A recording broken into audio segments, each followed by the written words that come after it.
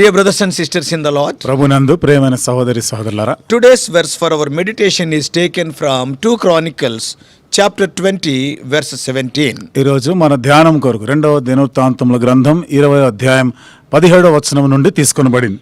Ye shall not need to fight in this battle. ఈ యుద్ధములో మీరు పోట్లాడవలసిన నిమిత్తము లేదు. The Lord will be with you and God will fight for you. దేవుడు మీతో కూడా ఉండును, మీ పక్షంగా యుద్ధం చేయును. What a message to any believer. ఏ విశ్వాసికైనా ఇది ఎంతటి వర్తమానం ఇది. Our job is to show up, to go to the battlefield. మన పని ఒకటే, మనం వెళ్ళి ఆ యుద్ధంలో నిలబడాలి. But God will secure the victory for us. అయితే దేవుడే ఆ విజయాన్ని మన కొరకే ఇస్తాడు. Fear not. భయపడకుడి. To understand the context in which the promise comes, ఈ వాగ్దానం ఏ సందర్భంలో రాయబడిందో మనం అర్థం చేసుకోవాలంటే we must examine the passage of that scripture. మరి ఈ లేఖనాల భాగాన్ని మనము పరిశీలన చేయాలి. It is written in the context of the battle of King Jehoshaphat, which he faced with the 3 armies. ఈ సందర్భం యెహోషాపాతు ముగ్గురు సైన్యాన్ని ఎదుర్కొన్నటువంటి సందర్భం. Which are the 3 armies? ఎవరు ఆ మూడు సైన్యాలు? The Ammonites, అమోరీయులు, the Moabites, మోయాబీయులు, and the Edomites. ఎదోమీయులు. Jehoshaphat was a king who followed the Lord and brought spiritual reform in the nation. ఈ యెహోషాపాతు యెహోవాను అనుసరించి ఆ దేశంలో ఆత్మీయమైనటువంటి మార్పులని సంస్కరణలు తీసుకొని వచ్చిన రాజు. But one day the intelligence sources of Jehoshaphat came and said, అయితే ఒక దినాన్న మరి యెహోషాపాతుతో ఉన్నటువంటి అధికారులు వాళ్ళు వచ్చి చెప్పినారు, నిఘా వర్గాల వాళ్ళు చెప్పినారు. and they came running and told this horrifying news. పరిగెత్తుకుంటూ వచ్చి ఒక వార్తని చెప్పినారు. And 3 armies are coming to attack Judah. 3 సైన్యాలు యూదా పైన దండెత్తి వస్తా ఉన్నారు. Oh, Jehoshaphat was shaken by hearing that news. ఈ వార్త విన్నప్పుడు యెహోషాపాతు ఎంతో వణికిపోయినాడు. And the people told that the enemies have already reached En-Gedi. ఇంకా ప్రజలు ఏమంటారంటే ఇప్పటికే ఆ సైన్యం అంతా కూడా శత్రు సైన్యము ఎన్గెదిలో దిగి ఉన్నారు అన్నారు. That means that the enemy's coalition, all the 3 armies, was about 50 miles south of Jerusalem. అనగా ఈ 3 సైన్యాల వారు కూడా యెరూషలేముకు ఒక 50 మైళ్ళ దూరంలో వాళ్ళు పొంచి ఉన్నారు. Jehoshaphat's life and his entire kingdom were on the brink of extinction. ఇక యెహోషాపాతు తనతో పాటు ఉన్న వారి రాజ్యం అంతా కూడా ఇక అంతరించిపోయేటువంటి పరిస్థితికి వచ్చారు. And yes, believers, విశ్వాసులముగా every one of us wish to stay on the mountain top with God always. మనలో ప్రతి ఒక్కరం ఎల్లప్పుడూ కూడా దేవునితో పాటు శిఖరాగ్రం అనుభవంలో ఉండాలని కోరుతాం. But the reality is we don't.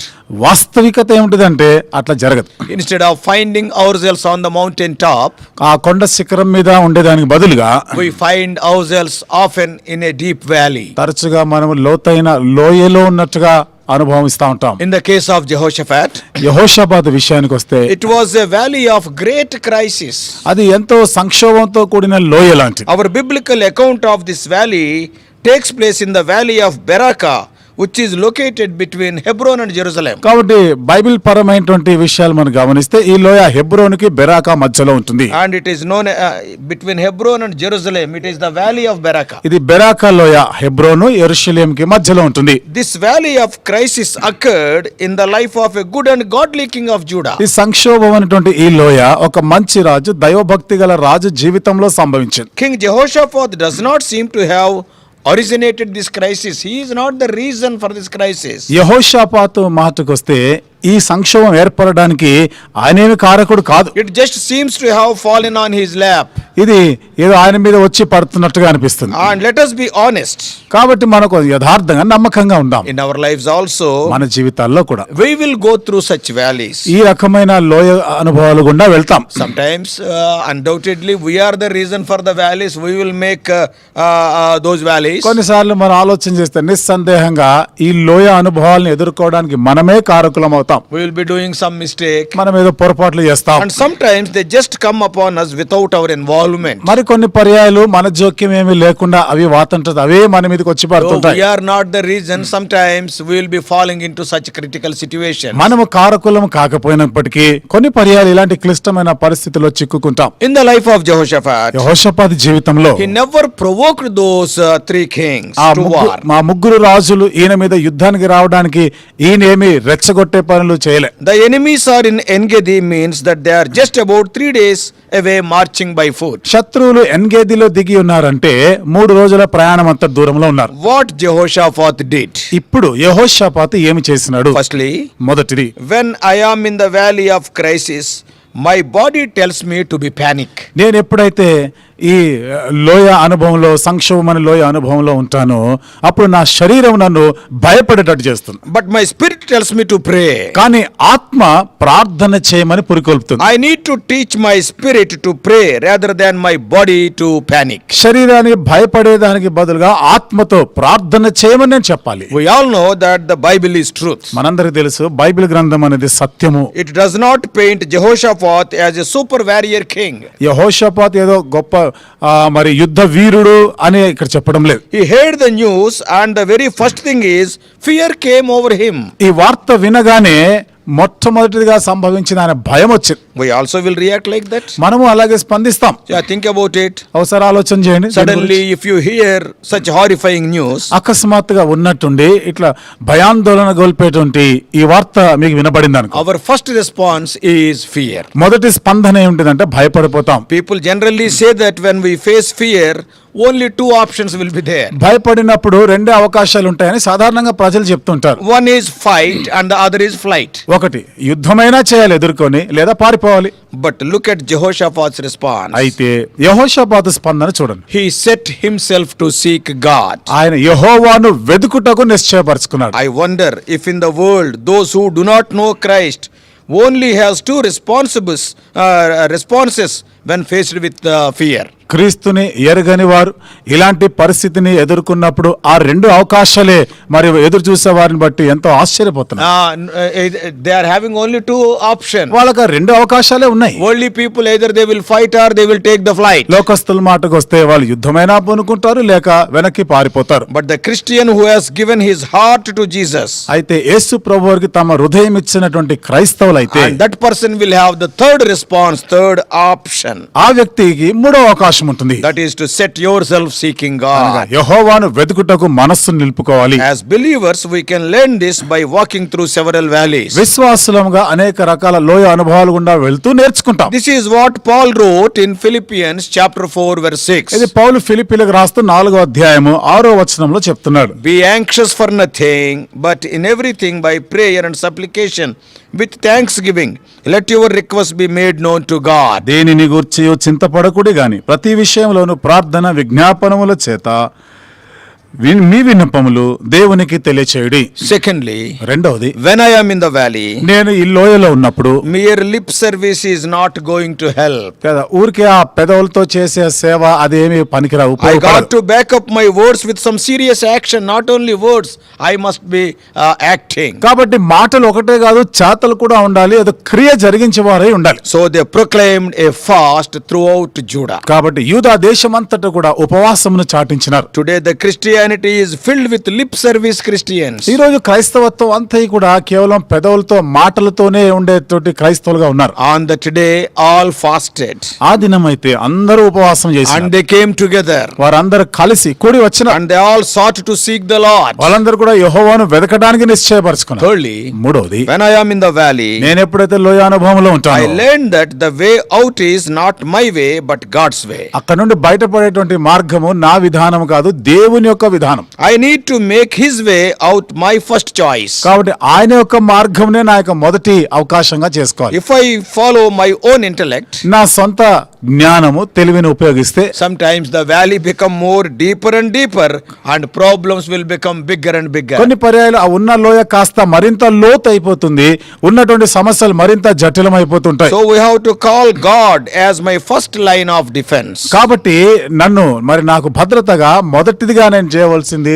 దేవునికి మొరపెట్టాలి. Then all witnessed wonderful promise followed by victory. అప్పుడు అందరూ కూడా అద్భుతమైనటువంటి వాగ్దానం, విజయంతో పాటు వాగ్దానం బహుమానం కూడా పొందినారు. Similar situations we can see in the lives of King Asa, the father of Jehoshaphat. ఇదే రకమైన పరిస్థితి యెహోషాపాతు తండ్రి అయిన ఆసా రాజు జీవితంలో కూడా మనం చూస్తాం. Nearly 10 lakhs Cushites came against him. ఇంచుమించు 10 లక్షల మంది కూషీలు సైన్యము ఆయనకు విరోధంగా వచ్చినారు. And with him only around 5,80,000 army were there. మరి ఈయన దగ్గర 5,80,000 మంది సైన్యం మాత్రమే ఉండినారు. Around 3 lakhs from Judah and 2,80,000 from Benjamin. యూదా వారి నుండి 3 లక్షలు, బెంజామిన్ నుండి 2,80,000 మంది సైన్యం. And then also he looked unto the Lord. అప్పుడు కూడా ఆయన యెహోవాను వెతికాడు. Also we can see similar situation in the life of King Hezekiah when the Assyrian king Sennacherib came against Judah.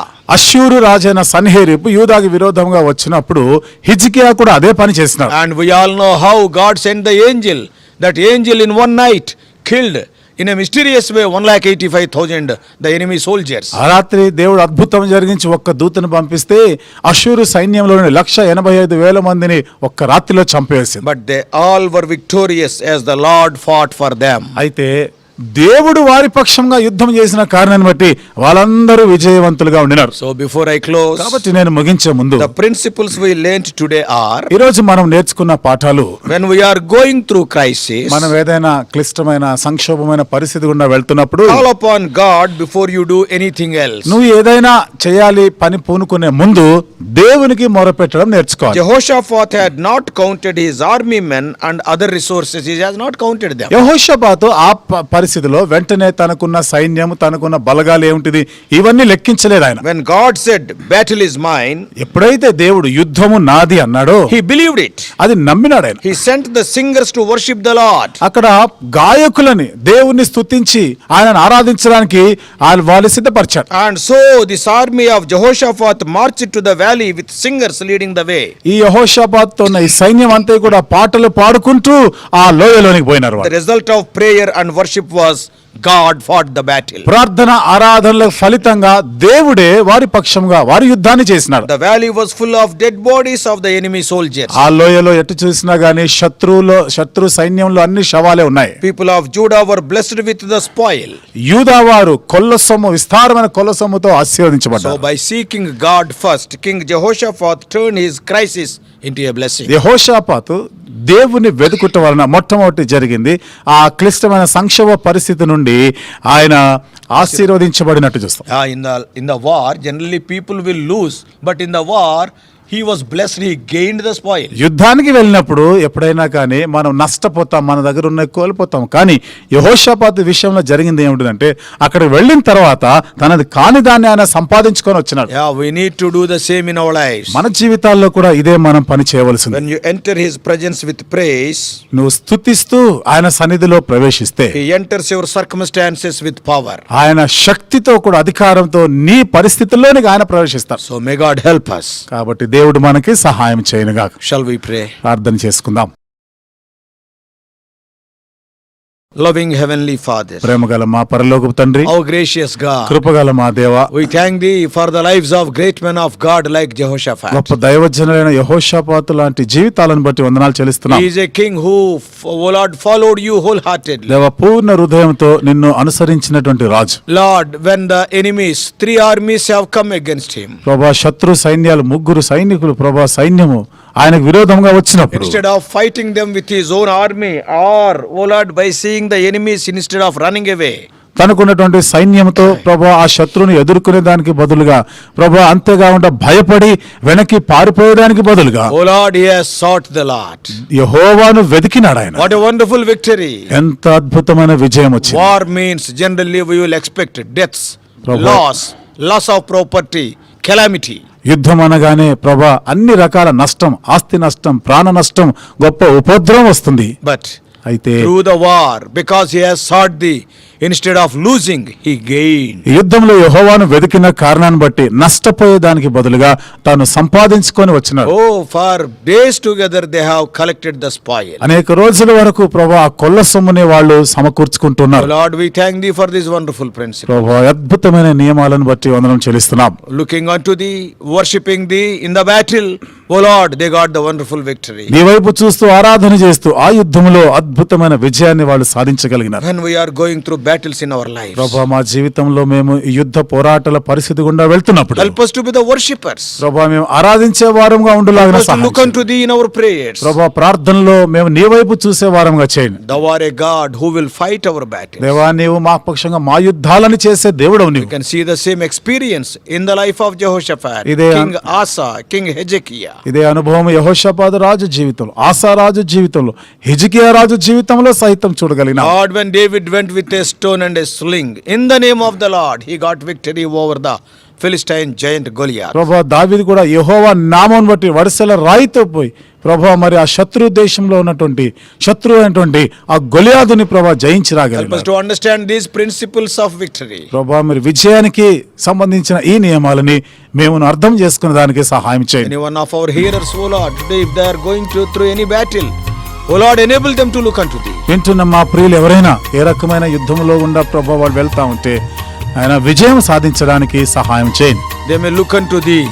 ప్రభా వారు నీ వైపే చూచుదురుగాక. In Jesus' precious name we pray. యేసు ప్రభు వారి అమూల్యమైన నామములో ప్రార్థించి వేడుకుంటున్నాము తండ్రి. ఆమేన్.